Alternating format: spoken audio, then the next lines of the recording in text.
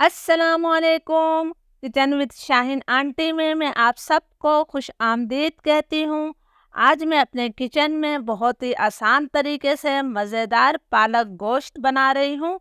आपने पालक गोश्त बहुत तरह से बनाया और खाया होगा, लेकिन इस तरह से पालक गोश्त को ज़रूर बना के देखिएगा। इसमें ना तो पालक का कलर ख़राब होगा और ना ही पालक की ग़िज़ाइयत ख़त्म होगी। बस आपने वीडियो को आखिर तक देखना है। इसके लिए मैंने आधा किलो बछिया का गोश्त लिया है। ये हड्डी के साथ है। पालक गोश्त आप जब भी बनाएं गोश्त थोड़ा चिकना लीजिएगा और हड्डी के साथ लीजिएगा। आधा किलो मेरे पास गोश्त है तो मैंने आधा किलो ही पालक ली है। पालक को अच्छी तरह से धोने के बाद इनके पत्तों को मैंने तोड़ लिया है और इनका डंठल अलग कर दिया है। पालक की मिकदार आप अपनी मर्ज़ी से कम या ज़्यादा कर सकते हैं। तो चलिए इस मज़ेदार रेसिपी को बनाना शुरू करते हैं। बहुत ही मज़ेदार पालक गोश्त बनाने के लिए मैंने आधा कप तेल लिया है। तेल की मिकदार आप अपनी मर्ज़ी से कम या ज़्यादा कर सकते हैं। तेल को हम गरम कर लेते हैं। तेल गरम हो गया है तो मैं इसके अंदर 2 दरमियाने साइज़ की प्याज को बारीक स्लाइस करके शामिल कर रही हूँ। फ्लेम मेरा मीडियम है। प्याज को हमने मुसलसल चलाते हुए हल्का सा सुनहरा कलर आने तक फ्राई कर लेना है। बहुत ज़्यादा डार्क कलर हम प्याज को नहीं देंगे। प्याज पर हल्का सुनहरा कलर आना शुरू हो गया है। बस मुझे यही कलर चाहिए था। अब मैं इसके अंदर 1.5 खाने का चमचा भरकर अदरक लहसुन का पेस्ट शामिल कर रही हूँ। अदरक लहसुन को भी हम 1.5-2 मिनट तक भून लेते हैं ताकि इसका कच्चापन ख़त्म हो जाए। अदरक लहसुन हमारा अच्छी तरह से भुन गया है तो अब मैं इसके अंदर गोश्त शामिल करूँगी। फ्लेम मैंने हाई कर दिया है। हाई फ्लेम पर मैं गोश्त की 3-4 मिनट तक या फिर इतनी देर तक भुनाई करूँगी कि गोश्त का कलर तब्दील हो जाए। 3-4 मिनट तक गोश्त की मैंने भुनाई कर ली है। गोश्त का कलर तब्दील हो गया है तो अब फ्लेम मैं बिल्कुल लो करूँगी। लो फ्लेम करके हमने इसके अंदर पाउडर मसाले शामिल करना है। 1 चाय का चम्मच मैंने लाल मिर्चों का पाउडर डाला है। आधा चाय का चम्मच मैंने कुटी हुई लाल मिर्चें डाली हैं। आधा चाय का चम्मच मैं हल्दी शामिल कर देती हूँ। 1 चाय का चम्मच मैंने नमक शामिल किया है। नमक और मिर्च हमेशा अपने टेस्ट के मुताबिक लिया करें। 1 खाने का चम्मच भरकर मैंने धनिया पाउडर शामिल किया है। लो फ्लेम पर मैं इन मसालों को 30-40 सेकंड तक भून लूँगी। आपने मसालों को जलाना नहीं है। लो फ्लेम पर 30-40 सेकंड तक मैंने मसालों की भुनाई कर ली है। अब मैं इसके अंदर 2 दरमियाने साइज के टमाटरों को छोटे टुकड़ों में काट कर शामिल कर रही हूँ। टमाटर को भी हमने 2-3 मिनट तक भून लेना है ताकि टमाटर हमारे नरम हो जाएं।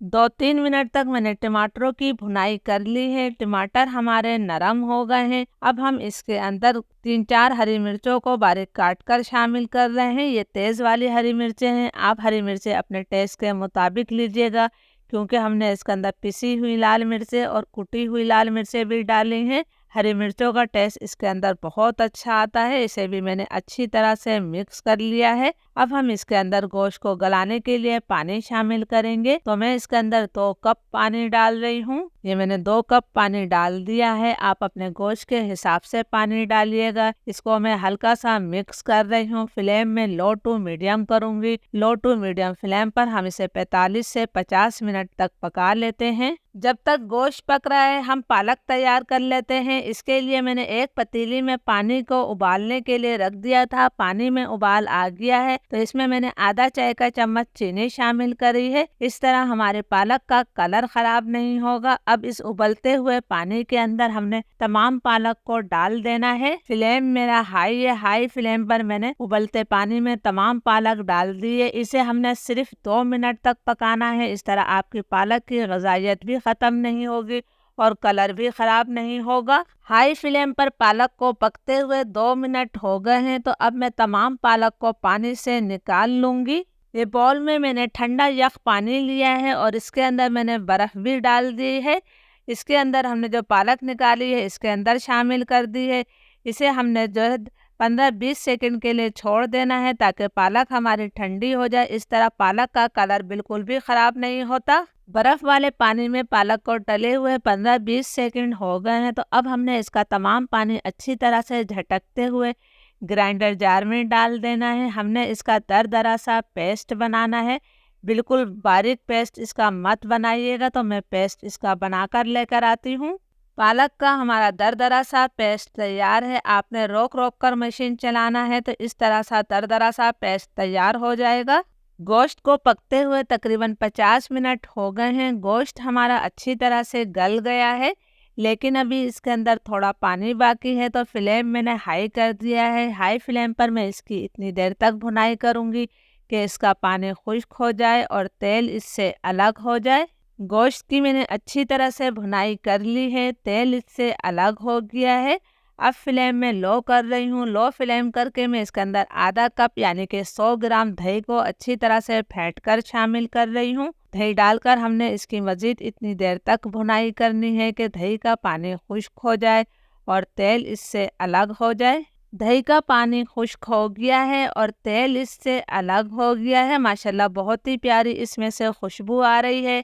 तो अब हमने जो पालक को ग्राइंड करके रखा है वो मैं डाल देती हूँ। आपने तमाम पालक इसमें डाल देनी है।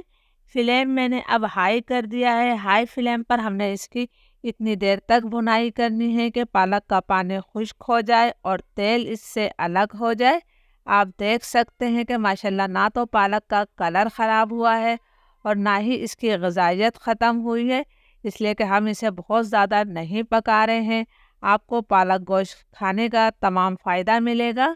पालक की मैंने अच्छी तरह से भुनाई कर ली है, तेल इससे अलग हो गया है और माशाल्लाह आप देख सकते हैं कि हमारी पालक का कलर बिल्कुल भी ख़राब नहीं हुआ है। अब इसके जायके को बढ़ाने के लिए मैंने आधा चाय का चम्मच गरम मसाला पाउडर शामिल किया है। 1 खाने का चम्मच कसूरी मेथी को मैं हाथों से मसल कर डाल रही हूँ। आप इसके अंदर फ्रेश मेथी भी डाल सकते हैं। थोड़ा सा मैंने हरा धनिया डाल दिया है। हरी मिर्चें अब मैं नहीं डालूंगी, मैंने पहले शामिल कर दी थी। इसे भी हम मिक्स कर लेते हैं। प्लीज़ अगर आप लोगों को वीडियो अच्छी लगी है तो एक लाइक ज़रूर कीजिएगा। 2 मिनट का मैं लो फ्लेम पर दम दूंगी, फिर 2 मिनट बाद हम इसे सर्व करेंगे। अल्हम्दुलिल्लाह ताकत और ग़िज़ाइयत से भरपूर मज़ेदार पालक गोश्त तैयार है। तो आप लोगों ने इस रेसिपी को ज़रूर ट्राई करना है और मुझे कमेंट्स करके ज़रूर बताया करें कि मेरी रेसिपी आप लोगों को कैसी लग रही है और आप लोगों को और कौन कौन सी रेसिपी चाहिए ताकि मैं उन्हें भी बना सकूं। इजाज़त दीजिए। अल्लाह हाफिज़।